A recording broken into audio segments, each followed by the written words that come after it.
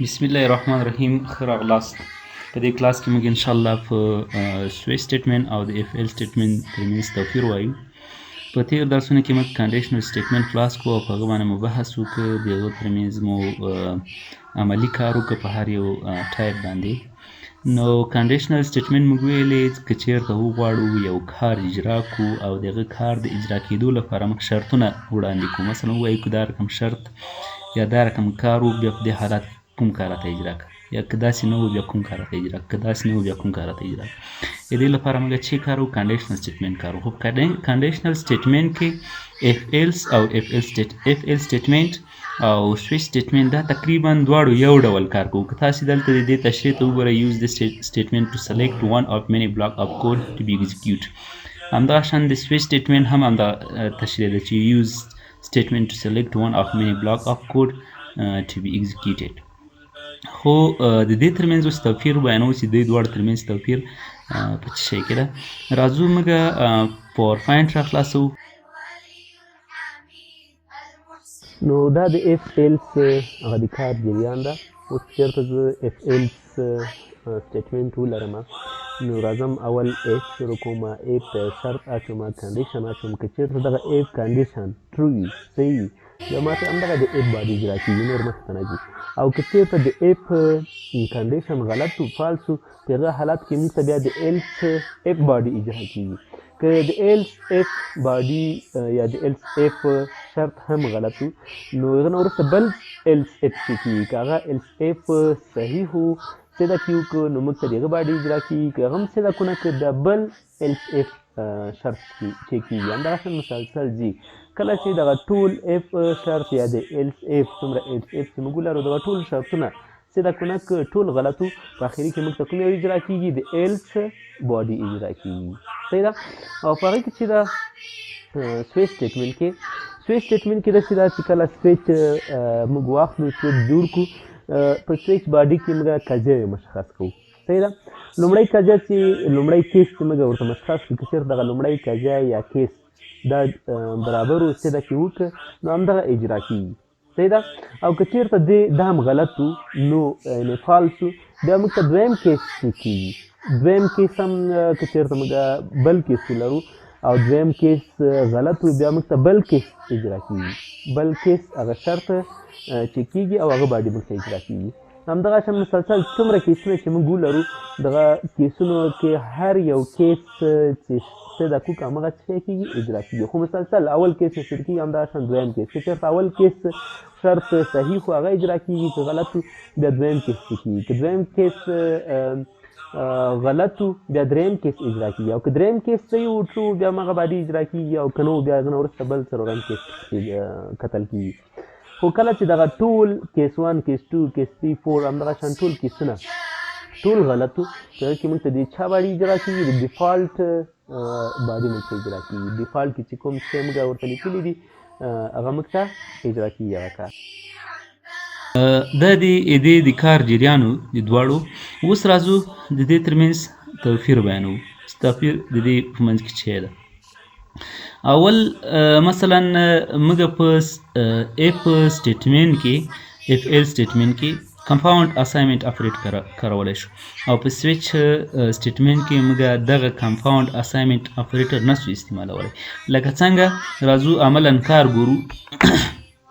اوس مثلا ما سره یو کوډ ده، دا مو تېر درس کې په دې باندې کار کړی ده. ما سره یو وریبل ده د ا په نامه باندې، او د دغه ویلو څو ده؟ 10 ده. اوس زه شرط ورته ګلم، که چېرته ا مساوي وي له څو سره؟ 100 سره. په دې کې ما ته بیا چې اجرا کړه، ما ته ولیکه چې یور ویلو از 20.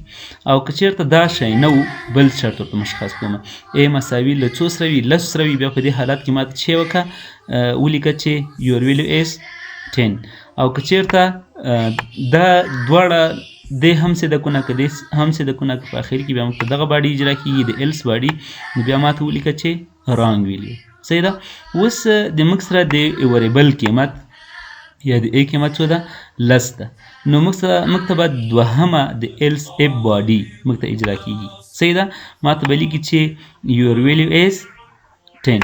راځو دغه ریفریش کوو، یور ویلو از 10، صحیح ده همدغه باډي اجرا شول. اوس دا کار که زه کټ مټ همدغه شان راواخلمه په سویچ باندې اجرا کړمه هلته هم همدغه کار اجرا کیږي. صحیح ده دلته راځمه دغه کنټرول ایکس دا به کمنټ کم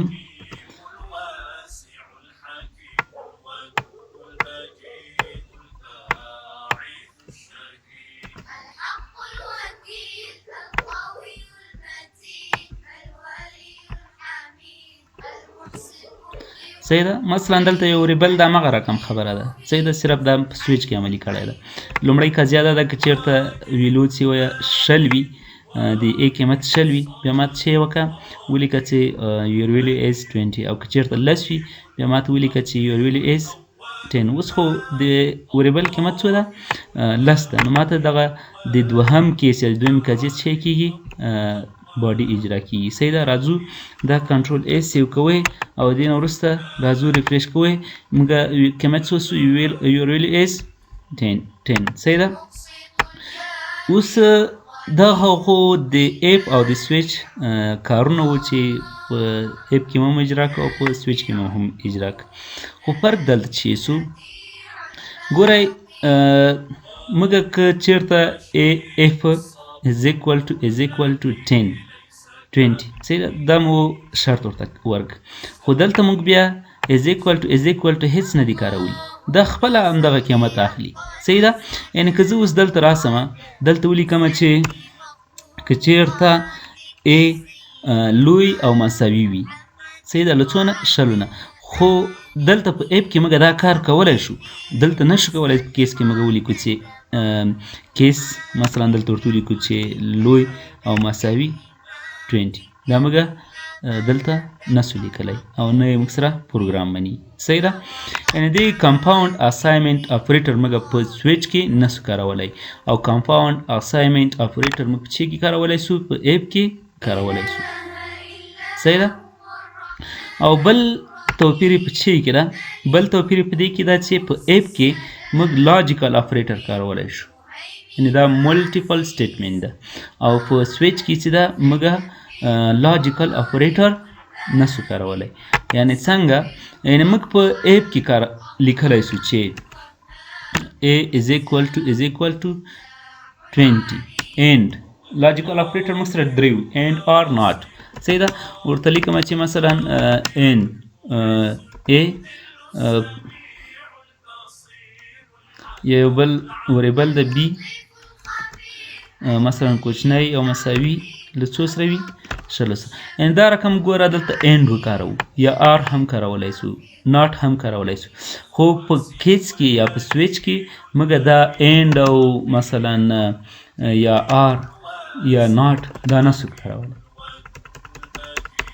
صحیح د دوهم توپیر څه او بل توپیر دا ده چې که چېرته موږ سره دغه ټول چک شول دغه ټول شرطونه چک شول او په اپ کې بیا موږ ته د چې باډي اجرا کیږي د ایلس باډي اجرا کیږي او په سویچ کې د کله چې دغه ټولې قضیې وي یا دغه ټول شرطونه چک شول په سویچ کې بیا موږ ته او دغه ټولو سیده کونه که په اخري کې موږ ته چې اجرا کیږي ډیفالټ باډي اجرا کیږي. یعنې په دې معنی چې که چېرته په اف ایلس اف کې دغه شرطونه چې کوم ګور کړي دي دغه ټول چک سي او دغه یو هم سیده کونه کې په اخري کې موږ ته د کوم باډي اجرا کیږي ایلس باډي اجرا کیږي او په سویچ کې که چېرته دغه قضیه وي دا شرطونه چې موږ ګور کړي دي دغه که چېرته یو هم سیده کونه که بیا موږ ته د ډیفالټ باډي اجرا کیږي. صحیح ده لکه دلته موږ چې څنګه لیکلی ده. خدای دې کې چې په پوه شوي یئ دا د سویچ او د اپ ترمنځ توپیر و چې د سویچ او د اپ ترمنځ توپیرونه بیخي زیات دي خو موږ دلته یو څو راواخیستل او دا یې اهم او مهم توپیرونه و. خدای دې وکړي چې یو څه مو ترې اخیستی وي